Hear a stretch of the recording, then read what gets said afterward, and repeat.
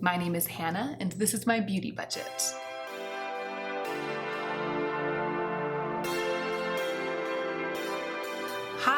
Hi everyone. This is my first time filming since my little trip to Portland. I'm exhausted. I danced a lot, but it was perfect. I feel like I'm empty of energy and a bit sore, but full of other things that I needed to fill myself with. And I did want to quickly say I have seen all of your sweet requests for footage of me dancing tango, and I have done some tango performances that have been filmed and put on YouTube. Not on this channel, but on other people's channels and on my old channel, my tango channel. So if you search Hannah Louise Poston tango on YouTube, you'll find some old performances of mine. However, Argentine tango, the dance that I dance, isn't really about performances. It's improvisational, and the performances are improvisational. So if you search and you watch them, just know those weren't choreographed routines, because there aren't any choreographed routines in Argentine social tango. It's an improvisational dance. So the performances are improvised, and when we go out dancing, we improvise together on the floor. Even though those performances are improvisational, it's not quite the same as social dancing. And so I actually had a friend film me, a friend who's an artist and a videographer.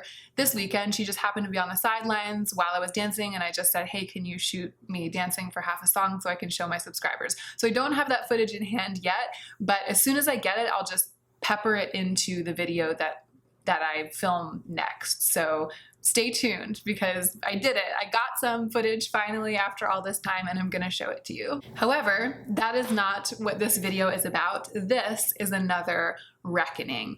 And if my plans go as planned, it will be the first of many short, small reckonings this month and next month. Because I'm overwhelmed with stuff, I'm determined to get to the bottom of the purgatory box, and I can't do it all in one video, especially not since Lauren, my friend Lauren May Beauty, she also has a channel. She recently decluttered all her makeup and she gave me a bunch of it, which is really fun for my channel because it means that I can try a bunch of new stuff, I can reckon with all of it, I can review it for you. Some of it's perfect for me, some of it's not.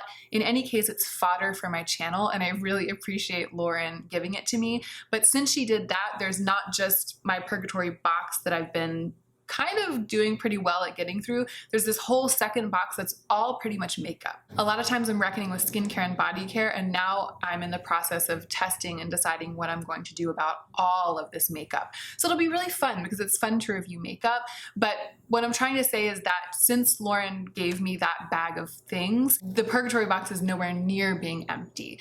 So I am going to, this is my plan. Are you ready? I've made a plan. I have everything before me. Some things I'm not ready to reckon with, especially the makeup. It's going to take a while. I need to test it. I need to use it, put it in rotation, and really decide what I think about it. But the things that I'm ready to reckon with, I have them all laid out here. I'm not planning to talk about them all in this video. What I'm going to do is set a timer. I've never done this before, and I'm a little bit terrified because I'm a talker. We all know, and I'm afraid that I'm only going to get through like 2 products in the time of the timer. But if that happens, that is what will happen, because here's what we're going to do. I'm going to set the timer for 25 minutes, which is longer than I want the video to be, but when I edit it down, hopefully it'll, including the intro and outro, it'll end up around 20-25 minutes. I think that's probably good. And I'm just going to reckon until the timer goes off, and then I'm going to end this video. And if I have time, I'll start another video and I'll just reckon until the timer goes off in the second video. And I'm just going to keep doing that. Whenever I have time, I'll reckon in 25-minute increments until I'm done filming myself reckoning with all of the things with which I am ready to reckon at this time. Sounds good? Sounds good. Let's go ahead and get into the meat of the video. All right, timer going. I'm freaking out. Okay, so there's nothing's in order. Everything's just here. It's not in order of whether I'm keeping it or not. It's not in order of type of product or anything. It's all a big mess. So I'm gonna start with 2 eyeshadow palettes that Lauren gave to me that I know that I'm keeping. One of them is a no-brainer. It's the Lila palette. And she actually asked me if I wanted to adopt this, and I said, yes, I absolutely do. So I was pretty sure, but I have to say, I've been using these eyeshadows voraciously since Lauren gave it to me a couple of weeks ago, and I love the colors in here. When this released, I wasn't that into purple, and I also felt like it looked a little boring texture-wise. Oh, so half of them are missing because I popped half of them out and I took them with me on my trip.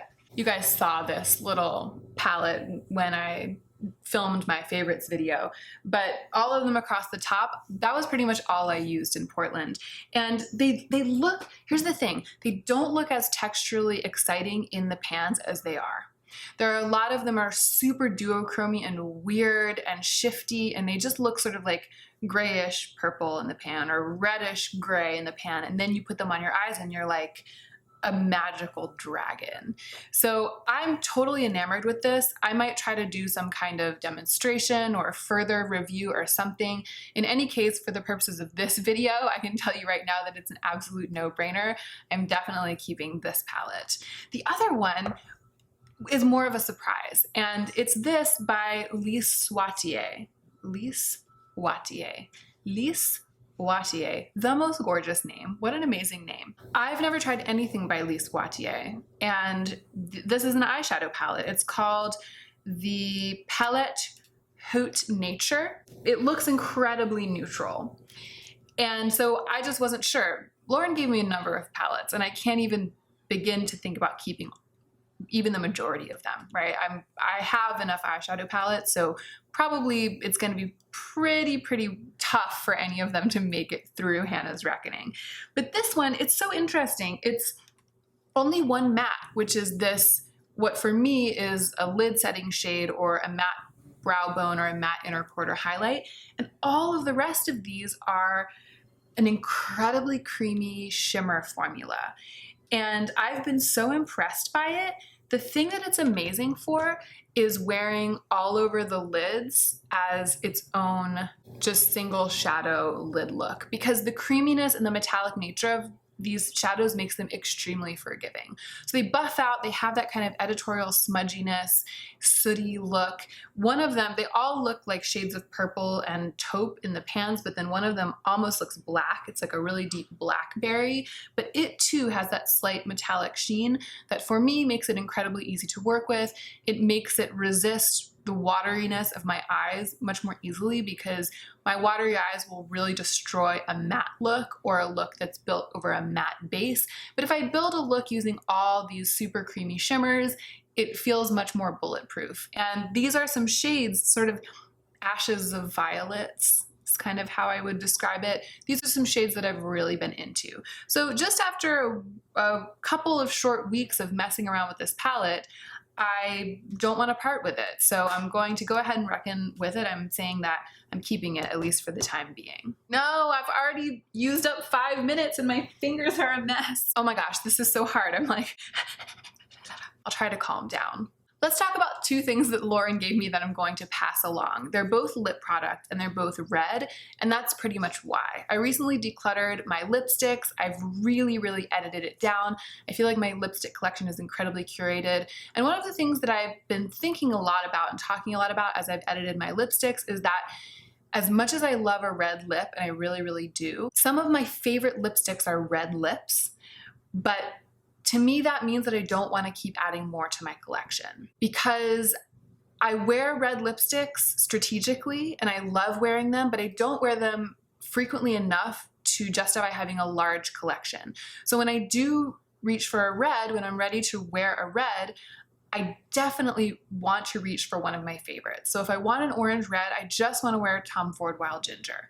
Why would I have another orange red? I don't wear orange red frequently enough to have any one other than that. I don't need a variety of that shade of red. If I'm gonna reach for a cool toned red that's sort of romantically soft around the edges and long lasting, it's going to be M Cosmetics Infinite Lip Cloud in Crimson. If I'm going to reach for a really bold, strong, velvety, cool toned red, it's going to be that mini of the Pat McGrath lipstick that Wendy sent to me. And I don't need variety in that realm. So this is a Paul and Joe, just beautiful basic red lipstick. The formula is gorgeous. The packaging is adorable.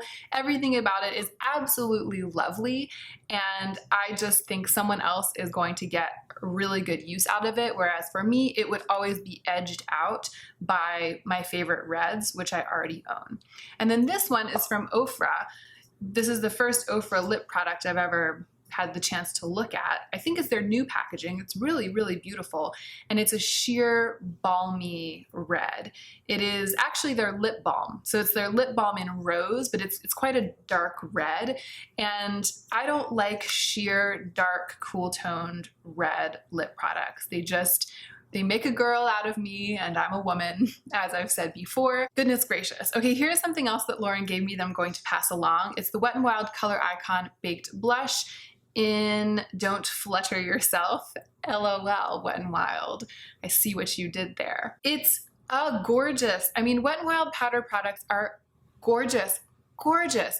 But this is basically, it's from the Hummingbird, their Hummingbird collection. I'm not even going to swatch it because you can see, like it swatches gorgeously thickly, just like it looks in here. It says it's a blush, but it's basically like a really, really shimmery pink highlighter. Not shimmery, but metallic. It's a NARS Orgasm dupe is basically what it is. Maybe a little bit brighter, a little bit more on the sort of pink bright side. But I shopped my stash for my mini of NARS Orgasm this month, and I think I'm going to declutter it at the end of the month because it's just not for me. This pinky tone is not for me. And again, I think that I have family members or possibly friends who will absolutely love this. Let's talk about the one thing that I have requested and received from Australis since I last talked about Australis on here. So I decided to put the brakes on for Australis, and for a long time I didn't request anything. And then I checked my free store one day and this had come up in it. It's a Clarisonic. And I love Clarisonic. I don't talk about Clarisonic very often on my channel. I kind of think it's been played out, like everyone said their piece. It's very clear that Clarisonics work really well for some people, and the people that they work really well for, they're magic. And then for some people, they don't work well. And for me, they work well. They're magic. When I was really struggling with acne in my mid-20s, I got a Clarisonic, I splurged on one, and it turned my skin around. It changed the game for me. And I do simply believe that it was really, really, really cleaning my skin. Like really cleaning my skin in a way that I wasn't able to do with my hands. Now I have a bunch of skincare products. I'm double cleansing, blah, blah, blah, blah. It may be that I'm able to get my skin cleaner now without a Clarisonic than I did before. I used to use it every other day, and now I use my Clarisonic about twice a week. It's basically my one form of physical exfoliation because I almost never use physically exfoliating products on my skin. And I did have a Clarisonic already. It was a couple of years old. They're always updating, and I never give in to temptation to update my Clarisonic. It's like how I am with my phone. I just keep the old one until it absolutely dies.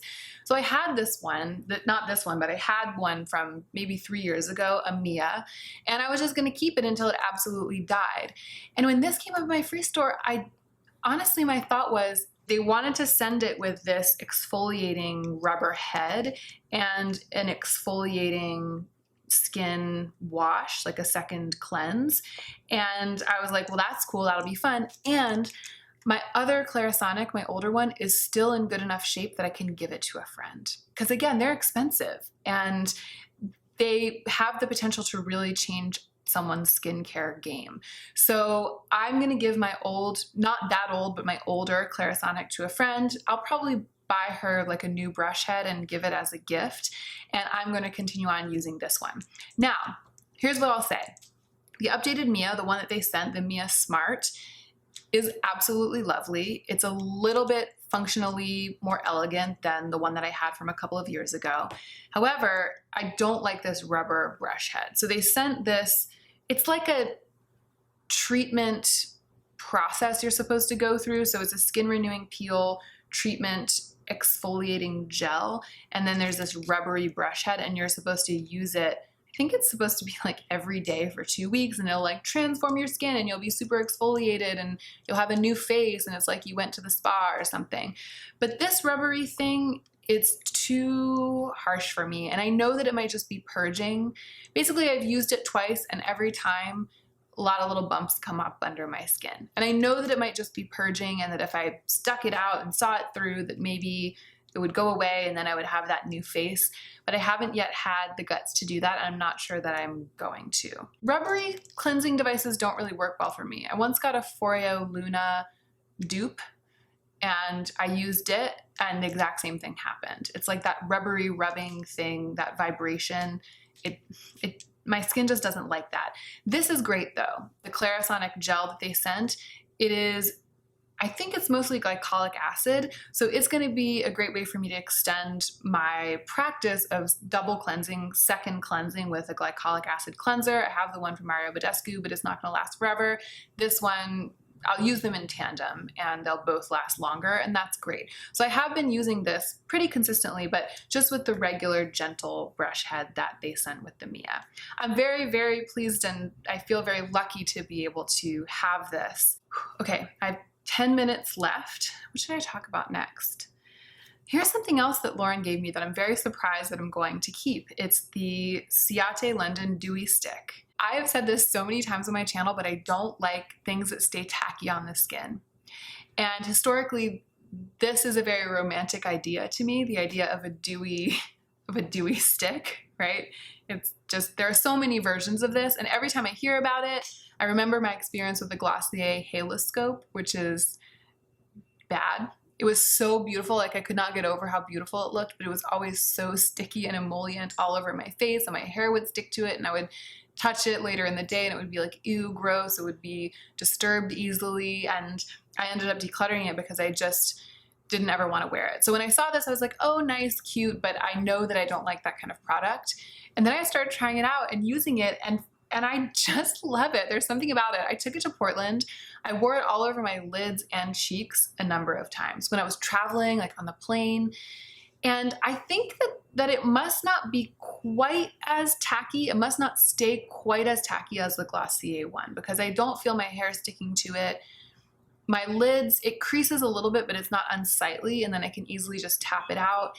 And it looks like the most glorious, glossy, truly editorial, wet, dewy Vaseline skin.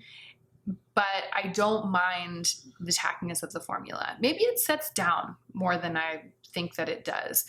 Anyway, I'm hooked. I'm hooked on this dewy stick, and I can't wait to keep using it. I'm really excited to have gotten the chance to try this out because it's something that I would never ever have even considered buying. You guys. So a subscriber who is a makeup artist and lives in Australia, Sarah, reached out to me because I'd been struggling with foundation products. And actually, I forgot to even put the foundation product that she sent here. I'll reckon with it another time. But this is just to say that she asked if I wanted to try a little sample size of what she uses in her kit because she thought that it would be light enough for me. So I was like, yeah, sure. It's just like a little tiny bottle. She showed me it was like this little sample bottle. So as always, I was expecting just a little envelope with this little tiny bottle, but she sent me some extra things, which was super sweet. Super sweet. And it's been really exciting. And it was so exciting to get a package from Australia. I was just like, Sarah, because when she emailed me, I didn't know that's where she was. I didn't know that it was going to be an international parcel. Here's one of the things she put in the package. It's the Australis, I think it's Australis Extender Lash and Brow. So it's the Australis, I hope I'm saying that right. It's an Australian brand, obviously, and it's their brow gel. When I was talking about how I couldn't find anything strong enough to hold my brows, some of you in the comments, you must be Australian. You were like, you should try the Australis Brow Gel. And I was like, yeah, because everyone's always saying you should try this, you should try that, and nobody really seems to understand how incredibly wiry and stubborn my brows are. But this, you guys, it's the second best thing to soap brows. It is amazing, and I'm so grateful to have it because of travel. I must say, nothing beats soap brows, even this. I can get this feathery sculptural shape with my brows with soap that I can't get, that I've never seen, that I never knew was possible. My life has been changed. But you can't travel with I mean, yes, you can travel with a bar of soap, but the bar of soap that I'm using is like huge and clunky, and it's a little bit gross and damp, and it just isn't practical right now to travel with. Maybe in the future I'll have like little soap that I can travel with, but for the time being, it's amazing to have a brow gel that works so exquisitely well, so beautifully. It is second only to soap brows, and it's a very close second. I don't feel disappointed at all in the structure of my brows when I use this, and the hold is phenomenal, absolutely all day.